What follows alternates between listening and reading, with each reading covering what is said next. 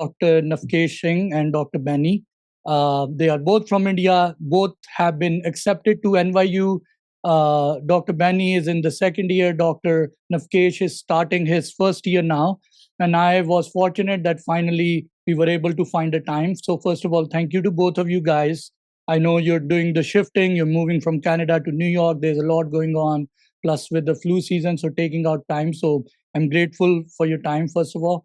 And the second thing is we're going to talk to them about their process of getting accepted to NYU, which is a big school, big place, living in New York, uh, a dream for a lot of people. And then also discussing about their journey, because both of them, as a couple, they are a married couple, both of them were a specialist in India. Navkesh was an endodontist and Dr. Benny was an orthodontist. And then they moved to Canada, applied to CAAPID. It took them both a couple of years to get accepted, and I was fortunate that I got to work with them. So we will talk to them more. So hello, both of you. How are you guys doing?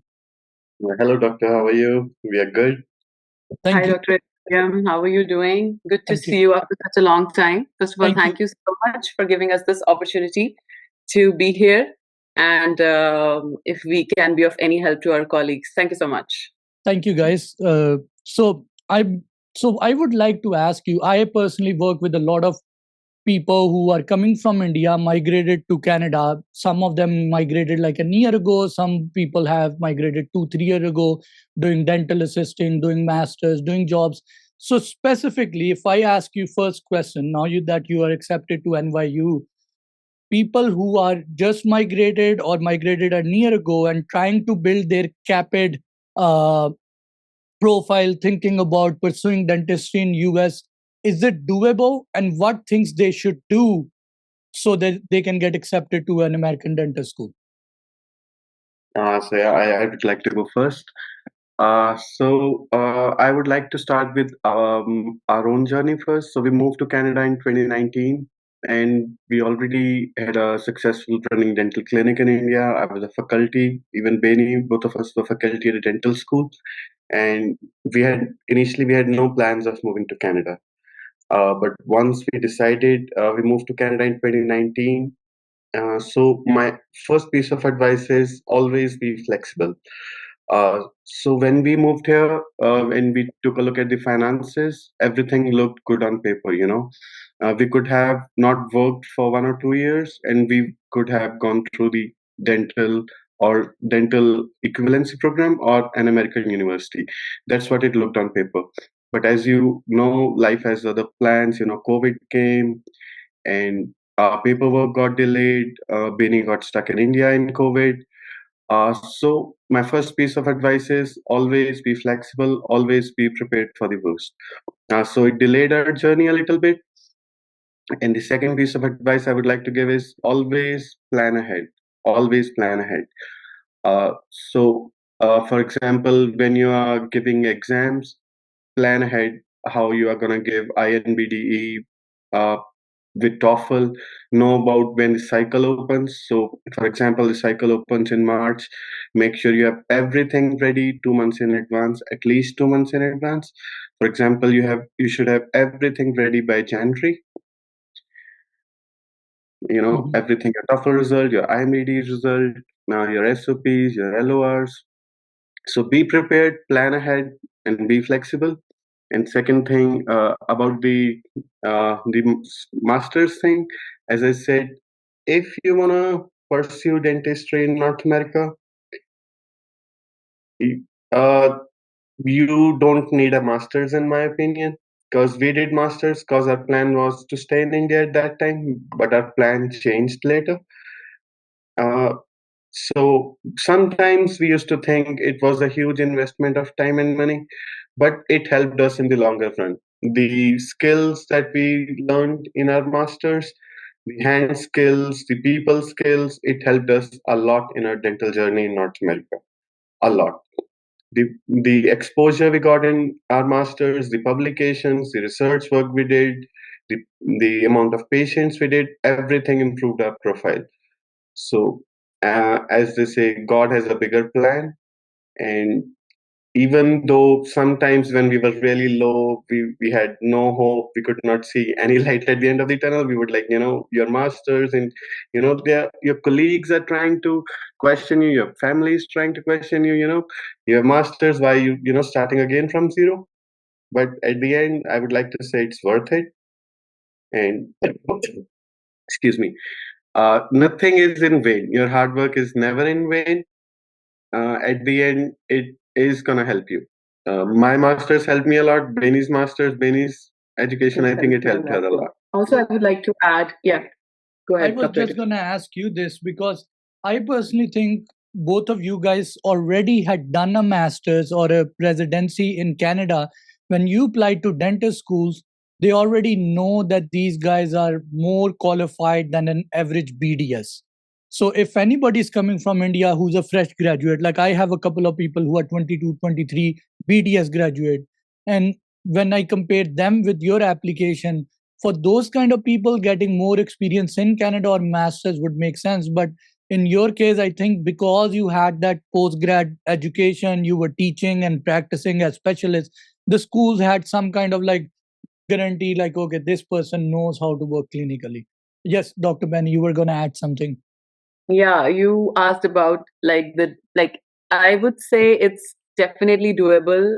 Also regarding the CAAPID profile and the application, this process is not easy, I would say, but if you are consistent and if you are determined, then yes, definitely you can do it. Also, I would like to add that your help, like it was a great help for both of us.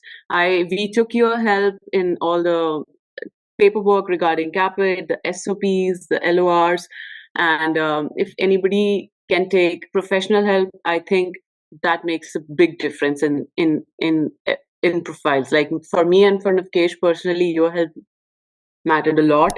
Like it was altogether a big help, and I think yes, it's doable, and we can definitely everybody can do it. Regarding masters, and if anybody can just come, if anybody can would like to come after BDS only, they can come, but our plans were different and it changed later, as Navkesh said.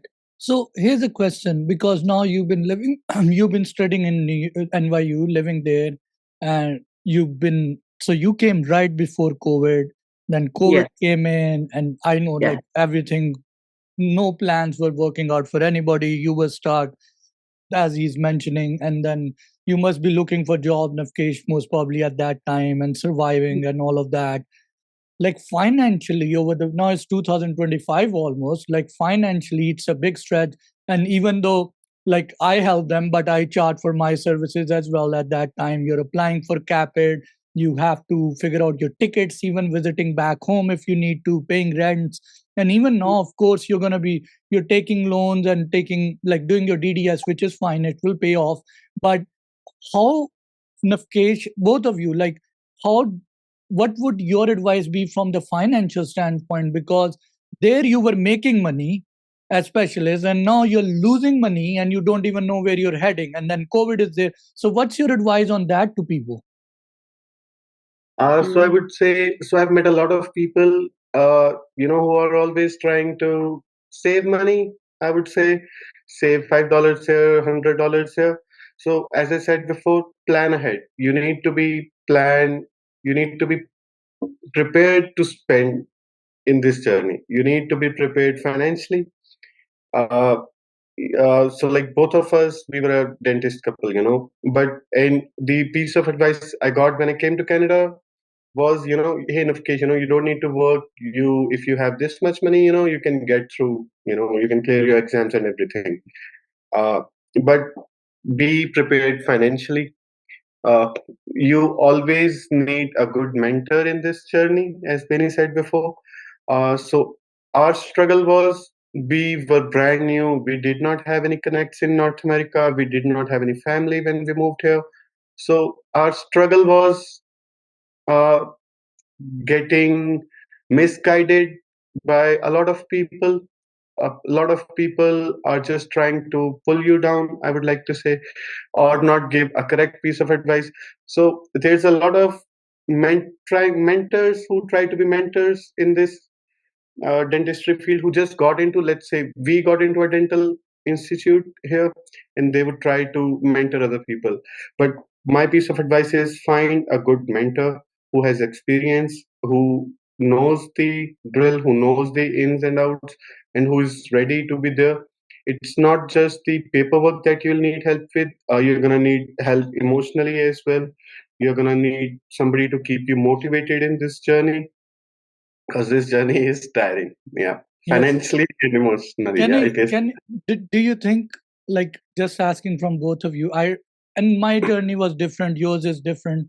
Approximately, both of you, I could be wrong, must have spent like $20,000-$30,000 just to get accepted to schools, right? Oh no, 2030 is nothing. So our struggle was we were trying for the Canada schools as well. So the mistake that we made was so Canada, the first exam is AFK. So the piece of advice I can give to someone right now is, when you are giving AFK, you should be giving INBDE together.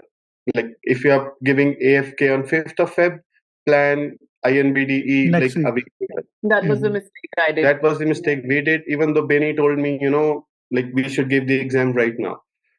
So just because we gave AFK and then we had to study again for INBDE a year later, then we had to again go through the whole process. So that's what wasted our time. 2030 is a lot less amount. I think we spend more than 100K maybe. Just So because just to, Benny got accepted in, Benny got a call from Western University in London, Canada. yeah, in And London. just to sit for that bench test, you have to give a 10,000 deposit. Their application fee was $10,000, and apart from that, to appear for bench test, that was a different amount. So our struggle financially was because we were not being guided by our peers, and we were making a lot of mistakes. We were going through the Canada pathway, and then later we realized, we need to be flexible. If we and need to reach where we want to, we need to be flexible. Also, then I found you on Yeah. Facebook. that's what I And was gonna say. I remember when you called me, I was working in a corporate office early morning, and I would wake up at 6, and I used to be very grumpy. And you messaged me, Doc, I need some help.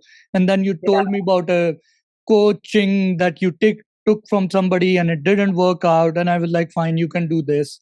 And then after later on, you guys, we did a complete fellowship thing. And these are people who are watching. This is what the fellowship is, where I work with somebody, whether it's a resume, personal statement, supplemental application.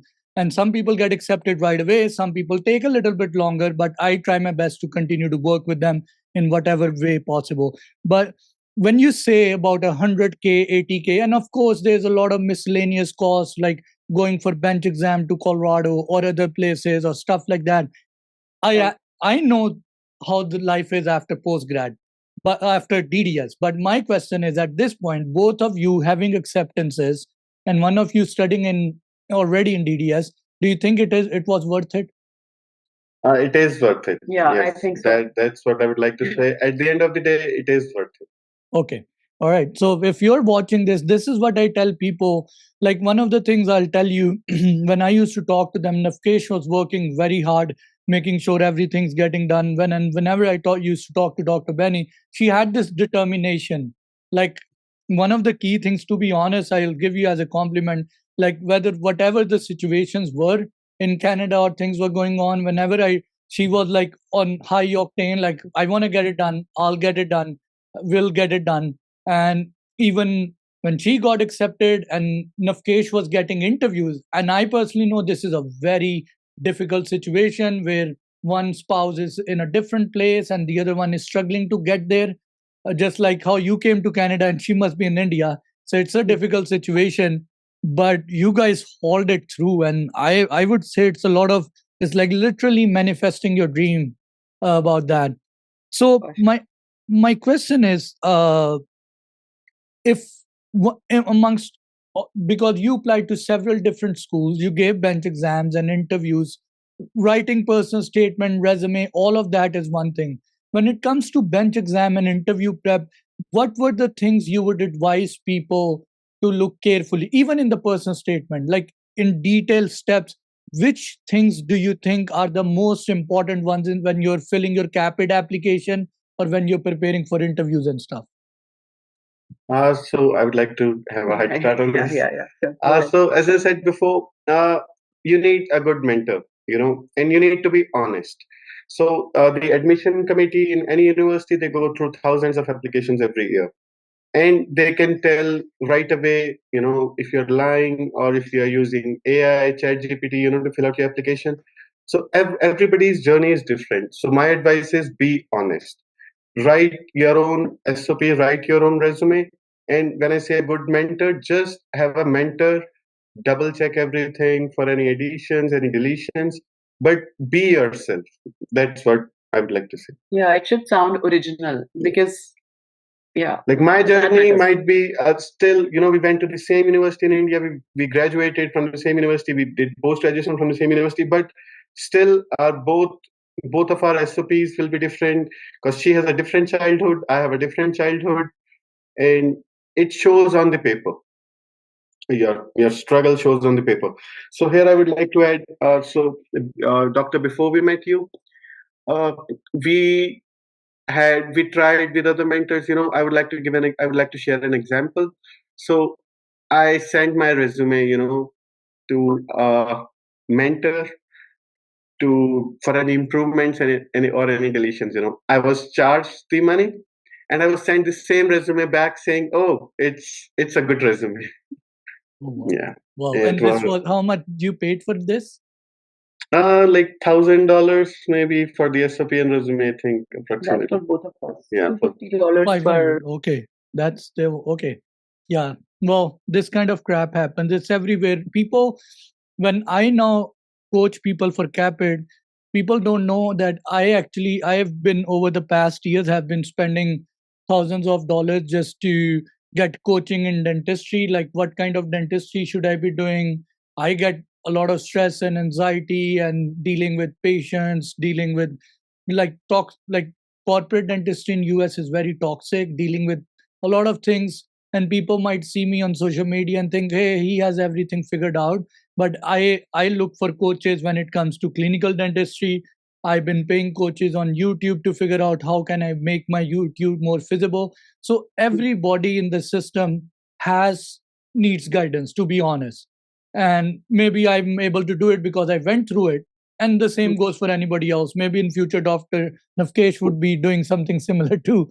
But one thing I'll tell you, this is something I've learned from a coach where I paid about, we will be paying about $2,300. But if you're somebody who's a specialist who knows the skill of a specialist, for example, ortho in US right now, there are different models on how you can make high production or high profitable practices. And I'm giving this for free, but the information is if you're an orthodontist or an endodontist, you start a clinic, you start a GP general dentistry clinic, even though maybe you don't like to do surgery or you don't like fillings and pros, but you started, you have your hygienist, things started to go well, you hire an associate and you let them have all the GP work. And what you do is you market just for ortho. And Right. then people would start coming in for ortho, and you will only do ortho 3 or 4 days a week, and you let the GP associate do all the general dentistry. That Right. way, most associate problem is that somebody hired me, and when I got in, there wasn't enough patient for me and the owner. Like he was stealing my patient. Does that make sense? And then the Yes. associate is like, I'm not making money, and he hired me, and now he's taking all my patients because I'm treatment planning implant, and he's the one doing it. And then associates hate it. So people who actually have one specialty, like specialized, who can work as a specialist, what they can do is have multiple practices, have associate work there, and you only go around and do deep like special. Like now, I mostly the person I'm working with who owns the clinic, he and I just go and do sedations and do full mouth extraction and wisdom teeth. So no Right. hygiene, no fillings, nothing like that. So the reason I said it because you will be paid more in 1 hour because you're doing all. And in US, ortho is very. If you train your staff, they do it for you pretty much. You only do treatment planning. So I think physically it's very relaxing. And for you, endo work, if you can tell your surrounding offices, medicate patients, like if you want to get endo done, you can send it to me. Maybe some insurances the endodontist don't want to take, they refer it to you, and you'll only do endo every day. So it's a very profitable model, but that's something for future you can look into. But now the next question is, once you're gonna be, so this is a little bit, Benny might tell, like, how's the one thing I've learned when I was in your phase, or even before that, applying to dental schools, I would email to dental students or message them, and they will say, let's talk over weekend. And I would say, like, who are they, like the Prime Minister of India or what? Like, they need 7 days to talk to me now. And then when I became a dental student, I like, shit, this is crazy. Like, I don't even get time to breathe now. And life gets crazy. And most people who reach out to you or talk to you, they think Dr. Benny is very busy, but they don't know the life of a dental student is like living in a mental asylum. So what's your suggestion to people who are getting accepted or planning to get accepted? What's the life like, and how can they mentally prepare themselves to deal with all the havocs and family life, and people have kids and loans? And what's your advice on that? Yeah, I would say all these things are not easy, but if you plan ahead, like Navkesh said, and also if you have a routine, you should have a schedule for the day. And also if you follow that, keeping in mind, also I like that matters. And second thing is you should have a family support. Your family should understand that dental school is definitely not easy, because you need to devote your time for your studies, for your school, and also when you come back from the school, you have tasks for another day. So, family support, you should have a strong mind and you should be planned ahead that yes, all these things will come up. We have to have a schedule to follow. And if we implement that, and with good family support and your friend support, I think it's doable and everyone can do it. Yes, it was if I have to talk about myself, when I joined dental school in January 2024, it was not easy for me. I left my husband, I left my younger brother in Calgary, and I moved ahead. So initially I was like, where I lagged was I did not have a routine. So it was all chaos at the start. But then when I made a routine that now I have to follow like this, so that worked out for me. So do Also, you use a journal? Do you use a Google Calendar? Like, what, let's be I a used little a Google Calendar. I used a okay. Google Calendar. Also, I had support from my family. My husband was very supportive. My family was very supportive. My in-laws were very supportive. Sometimes I don't find time to talk to them as well. My parents used to call me, Well, and then I would like, send them you gifts when you become a dentist. for sure.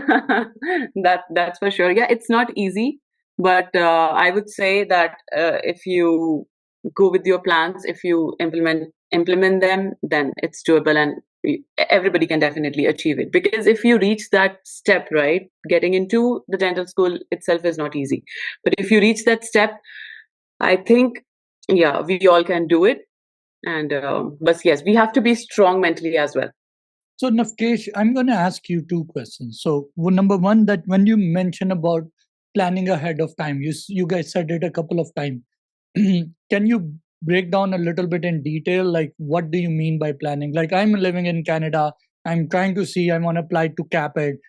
How can I plan? When you say plan, it's a very big thing. Can you give a little bit component? One thing, and the second thing I would like to ask you: when Benny got accepted, you were applying to CAAPID again.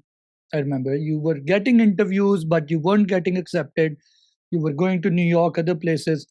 How do people remain? And you were doing jobs, which is what you were doing job, which is stressful. You're managing a lot of your financial aspect, family life, which requires a lot of resilience and strength. So what do you recommend people when it comes to hope?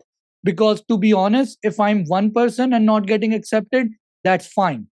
But if you're one person whose spouse or whose friend was working together and one got ahead of time, and now you're waiting for your turn to get that acceptance, it's a difficult phase. As I was talking to them, I was talking about Three Idiots. This, it's a wonderful movie if you haven't watched it. And it said like failing is not difficult, but it's more difficult when your friend passed and you failed.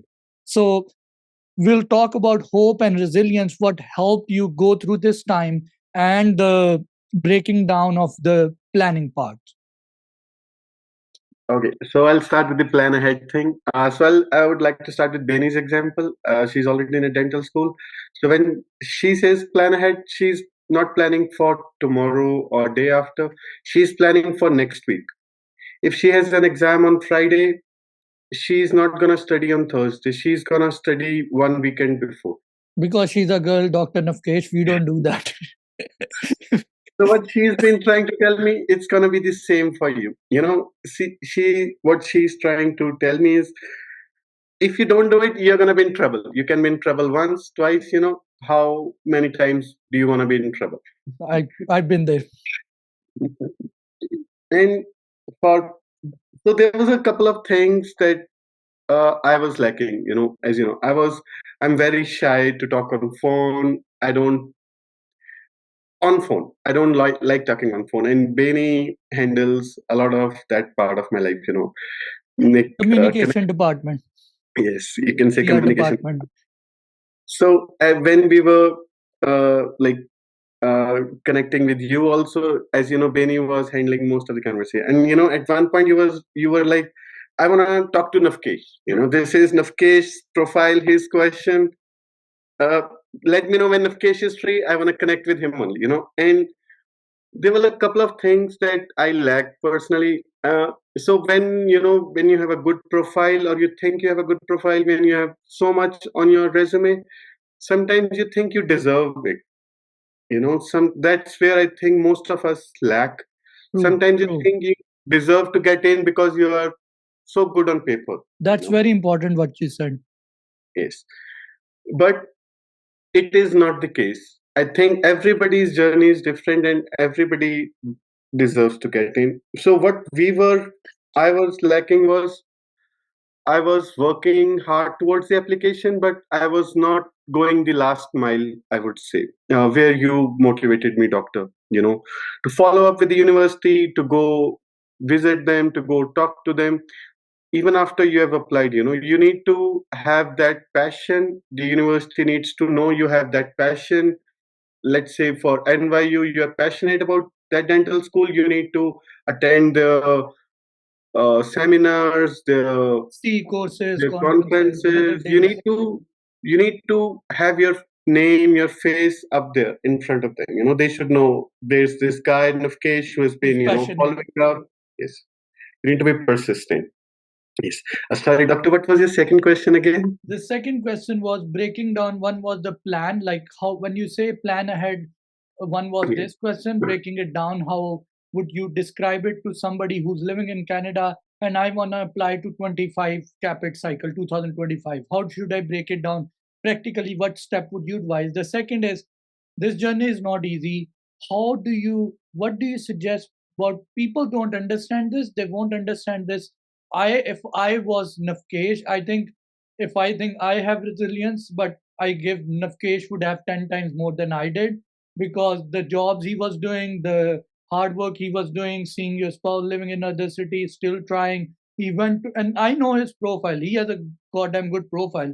This person was a specialist, and going through this hardship and staying resilient in getting accepted it's not easy. I was waiting to see how it goes and hoping for the best, but he made it. And I actually am kind of impressed, and I'm asking him, what suggestion would you give people for hope, like who are going through it, having, and everybody has different kind of hardship. Somebody might be having problems with health, somebody with money, somebody with family life, marriages, immigration, visas, but everybody needs hope who's going through this process. So what's your suggestion on that?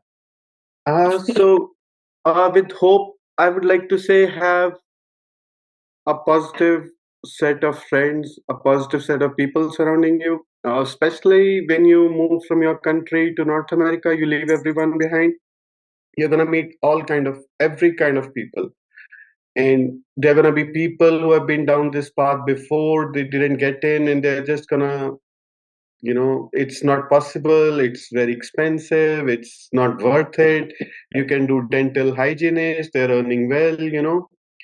And we had the same discussion. There was a point I was, telling Benny one day, hey, Benny, what if I do the hygienist thing? I have a friend who's earning well, he has a Mercedes car and everything. And so I remember Benny told me, hey, you're a specialist, it's not about the money at the end of the day. It's about your mental peace as well. How would you like to feel if you're not able to do a root canal? How would that make you feel? I will feel happy. I'm joking. That's like a I personally, I love root canals. Like, it's like my passion. When you finish DDS, come to Ohio, please. For sure, doctor. So yeah, I would like to say, have yourself surrounded by a positive set of people who are always there for you, who always try to push you. And with plan ahead thing, know the journey. Know when I'm telling you, hey, you know what, give AFK and give INBD together. I'm not saying this in a random conversation way. Know the AFK, know the Canada journey, the equivalency, the admission pathway. Read about the INBD pathway. Read about the universities. Know about their requirements. So here, I would like to add another example: the bench test prep. We asked you for advice. We asked so many people for advice. So both of us have different hand skills. I might be good in something, and Benny might be good in something else. So, but still, we were on the same page. We needed professional coaching for bench test Where prep did as you well. go for bench exam? So we went to Duggan's. It's in Southern California. I Yes, think we went to Duggan or Duggan. Stevenson are the best options. Yes. And they are recognized by schools too. So they Yes, know. we went to Dr. Duggan's. Yes. So That was So a nice experience. yes, Very nice. it was like, so how that was different experience was we got to interact with like 10 people who were in the same boat as us, who were going through the same journey, who had faced rejections. Because like normally when you're applying to schools, you're sitting in your own home, you're applying on a laptop and you are just by yourself. When you go out, when you sit with 10 people, you are in a coaching class, they share their journey. We met someone like was a already therapy session, alcohol. like a therapy session. Yes, exactly, doctor. And that gave us that exposure, that opened like a whole new window for us, the dentistry options in America, the motivation. So Dr. Duggan, he's a gem of a person. He's so professional. He's such a wonderful guy. It was like one of the best teachers I ever met. Yep. Person. Yep. Yes. And even though sometimes we think we know everything, you always need professional help just to polish your skills. And yeah, so that the planning ahead thing is know about the journey, know about Here's a question. So for the CAAPID people, if you want to know more about the journey, I post a lot of YouTube videos. You can see those that can guide you a little bit. Reach out to me. But when you talk about what's the Canadian exam called? AFK. AFK. If people want to read about that, where do they read that? I would like to share the Canada thing. So Canada has a equivalency pathway where you clear 3 exams: AFK, ACJ, and the last is a practical exam, the DESCI. And then you give the OSCE and you get a license. It sounds really good when I say it, 3 exams, you get a license, you're good, And or you give the AFK and you apply to the 6-7 Canadian dental universities, depending on your percentage, the number of marks you got in. But the challenge with Canadian universities is seats are very small. The rules were changing every year, especially in our case. Let's say University of Toronto, they want AFK. Next year we are applying, they want ADET as well. One thing I'll tell you, I'm sorry cutting you, on the long term, to be honest, by the end of the day, it's all business, right? All these dental licenses allow you to practice dentistry and have your own business or make money. And I think being in US and being a US, obviously in the start you have visa issue again because now you're on work authorization again in US. But on the long term, I think being a licensed dentist in US is a higher return for your time as compared to Canada. Yes, I agree. So I have friends who are dentists in Canada, in America, and it depends. It depends where your family is. For some people, it depends where you like the weather, the traffic, everything. But comparatively, yes, US has better More returns, opportunity. Yep, more more opportunity. opportunities. Yes, it's obvious. Like that's what we learned when we visited last year. Yes, So huge last difference. last question I want to ask you, for people who are applying to NYU or live in New York and want to go into NYU, for some reason, I've seen Pakistanis, maybe Indians too, they just, the word NYU makes their eyes go bright. Like when I tell them I got accepted, I didn't go, and they're like, why? NYU is so big. I'm like, at this point in my life, doesn't matter but because it's a dream school for a lot of people. It's 28 months long, and I say New York NYU is one thing, but living in New York City is a whole different animal. Like that's a crazy city, a lot of crime, but a lot of fun, food, different diversity, all of that. So people who are very much focused towards going to NYU, what would be your advice, both of you? What things do you need to put into your application and do while you're applying to increase your chances of getting accepted? Okay, for NYU, it's a very competitive school. Every school is a competitive school, I would say. So there are various factors. Our GPA counts, our TOEFL score counts. At this point of time, I would say nobody can change their own GPAs, right? But we can definitely score better in TOEFL. We can make our profile like not look better. It should be original, I should say. As I've said before, we should have a mentor like we had you. To be honest, it's not that today you are interviewing me. That's why I'm saying this. I'm really thankful to you from bottom of my heart for being such a kind human and for being a Really? mentor as well. Because apart from all these help, you were always there, always motivating us, always. And whenever we were low, you always motivated me and Afkesh that yes, you're going to do it. So just be original, and you helped us in all the ways possible. You could help us. So I would say all my colleagues who would want to uh, like apply to NYU, they should focus on all other things which are in their hands, like their TOEFL score, their extracurricular activities, like if they're doing any shadowing, any observership, or if they're working in a dental clinic. Also, volunteering matters because me and Navkesh, we volunteered for so many dental camps. Also, I was volunteering at other NGOs as well.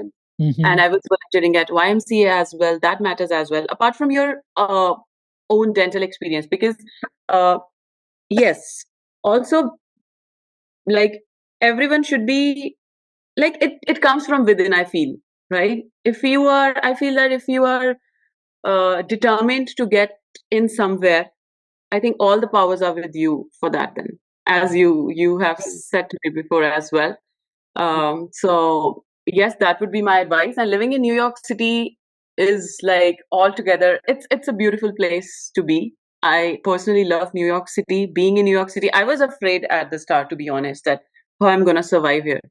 But I learned a lot from this city in this past 1 year, and I believe that I'm gonna learn so many new things the coming in the coming year. So just work towards your goals, and also I would say always take, because like as we say that, so for example, if I'm writing my SOP, right? Hmm. I can write in my own layman language, but if you get some professional help, just redefining it or rewriting it in a professional manner, I think that matters a lot too. Hmm. Because if you helped me, you also asked for my experience, why I wanted to pursue dentistry, right? But Hmm. the way you reframed the my SOP and my resume, the way of writing it, we are not familiar with the North American standards. So because I think all these things matter. Also, if you have a good mentor who's a nice human being who always keeps you like who's Motivated. motivated, so that matters a lot. And we both are really grateful to you Dr. Adriel William. Thank you so much for all this. We owe this to you as well. I'm gonna be sending you some gifts after this one. Okay. No. So thank To you add so to much. the New York thing, so all the videos that we see on social media about New York is sometimes, New York has rats, the subway system is crowded. But so New York University is in Manhattan, in mid Manhattan to be exact. And so like Benny lives like a 10-minute walk from NYU, and it's like one of the most beautiful places I've been to. She lives right next to the East River, and there are like helicopters flying in the morning. There's such a nice place, and the city is like alive. He has to start You school know, yet. this is Sorry, this is sorry to interrupt. this is so funny for me. I'll tell you my experience. So when I got accepted there, I was like, nope, I'm not going back. Like when I came to US, I came to Maryland, DC. And after Nice. 1 week, my cousin who I was living with, he gave me he said, let's go get a car for you and start driving because otherwise you won't survive up here. And I had a Honda Civic and I started driving in DC and I would get stuck for 5 hours on 995. And this was new. I didn't know anything. Navigation was a whole new thing, like traffic light cameras. And you're broke, you're a student, you're stressed, you're worried about the cops pulling you off or something like that. And so after that, I lived in Philadelphia after that, but now in Ohio, I'm scared of living in big cities now, unless I'm at the level of Trump, where you actually live on the Trump Tower and fly in helicopters. But it's just, I feel like with so many people around, my mind doesn't work. That's why I live in the middle of nowhere in Ohio now. But it's actually good. I personally feel a lot of students, like when I was in Colorado, Denver, 95% of our time is just our apartment and campus. Like people would ask me, did you go to for skiing in Colorado or Aspen? I said I hardly had time. Like you're in the sim lab all the time. So For sure. all you would do is eat within the 5 mile radius and come back. Your life is just in the school because they keep you busy till 7, 8, and you have to do homework. So it's not like you're going on Long Island Beach on the weekend because you're in the sim lab working. But For sure. That is true. That is totally true. any advice before we finish this up? I know your time is valuable and you have other things to do. You guys are moving. There's a lot of planning that you guys have to do and do things. So before we finish or wrap this up, any advice for people who are applying, for Canadians, for Indians, for people from other part of the world who are applying to CAAPID, who have a dream to get accepted, not have much hope or trying to struggle to plan? What are the last piece of advice you would give them? I would say just stay hopeful and stay determined. Nothing is impossible. If you have that determination of achieving it, you will definitely achieve it. Just have that, as I have said before, have a plan that yes, I am going to apply to Canada, because that's what I did. I tried for Canadian licensure exams, but then due to COVID and due to other factors, I could not go ahead with the last exam. I cleared the first 2 exams, but I couldn't go ahead with the last exam. And then I started applying from US. As if you would like to ask my perspective, I think US is a better option. It's convenient to just give one exam, and if you work hard towards your profile, towards your goals, I think it's doable. Because Canada was taking too long for me, and it was taking a toll on my mental health as well. When I applied for INBDE, I gave the exam. Both of us cleared the exam, and in the first cycle itself, like I got in, but Navkesh also got in the very second cycle. So it's just that I feel it's more convenient.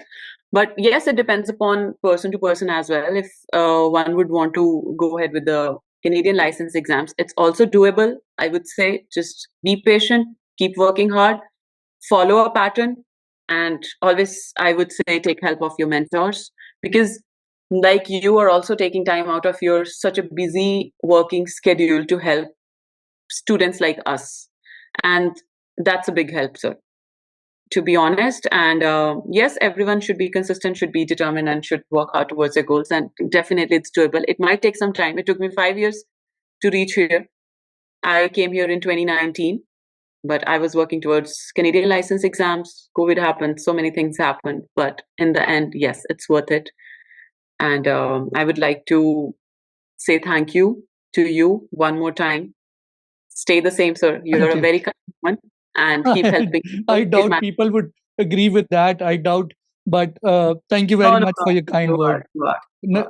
Dr. Navkesh, any piece of advice, because you had a different journey a little bit, but what your advice from your experience to people who are going through the same phase or applying? What's your advice? So I would like to say, know your path, know what universities you're going to apply to, read through their websites, try to connect with the university, know their criteria. And as Benny said, be motivated. So when I'm saying be motivated, I'll give you an example. If you're not getting, let's say 100 plus, you're getting 97 in TOEFL, you're getting next time you're getting 98. Don't let go. It's worth it. You can give TOEFL as many times as you want. Give it 7 times, give it 10 times. Have that number you are aiming for, 100 plus or 110 plus, whatever gives you satisfaction. But be motivated and know what dental schools you are going to apply to, know their criteria, and yeah, be surrounded by a positive set of And people. I would just in the last would tell people what you said about, which was a very important thing, where Navkesh has a wonderful profile. He's a hardworking man. He was a specialist. He did pretty good in an endo. When I looked at his resume, he has done a lot of research. He wasn't just like an endodontist. He was teaching in the faculty, running a practice, so a lot of things, and even later on working in Canada. One of the key thing he said in the last, what he felt like really made a difference, was reaching out to school. He's a person who's kind of like an extrovert, doesn't like to be in the front of camera and people. But finally, I felt like that was the push where he kind of had to tell the schools, inform them, hey, this is Navkesh. I'm highly interested in your program. I want to be a part of it. And I personally think that's a very important thing. And you have to do it in a professional manner. Some Yes, people are sir. That's where you helped me, sir. So that's where, like, I still remember why you're not going to Colorado University, why you're not visiting Navkesh. Still remember, sir, you telling me, why are you not, what's stopping you from going there and meeting them and letting them know, hey, I'm Navkesh, I'm applying to your university. I think that's what I lagged in my first cycle, putting myself in front, and that's what I learned whenever I visited US. I connected with other people in the same boat, and I think that's where you pushed me. Like, you need to go that extra mile. You and can do everything, you can clear all the exams, but you need to go through that extra mile. Yes. Yep, in your case, that was very important. On the other hand, I meet people who are very much, they would like email schools 10 times a day and they will annoy them. So you want to find a good zone where you're doing it professionally. You want to reach out. Dr. Benny or you guys will get a lot of message too. Hey, I want to be in NYU. I don't want to be like you guys and all of that stuff. But you want to reach out to them, but you want to be professional too. You, it's always good to knock a door, but you don't want to slam it with a hammer that the Yes. school Yes. gets annoyed. So find that professional spot where you're showing that I am somebody who's a good team player and want to be a part of you. So that would be a really important thing. So I'm grateful for your time, guys. It was lovely talking to you. Hopefully, if you guys visit Ohio, I visit and New York, I'll see you in person. And Plan for New York. We would love For to have sure. you. We would love to have you. all right, thank you, guys. We'll see you Thank you, soon, sir. and Thank hopefully you this so much. video help people. Take care. Yeah. Thank Thank you. you, Doc. Thank you, sir. Thank you. Bye bye. Have a great day. Bye.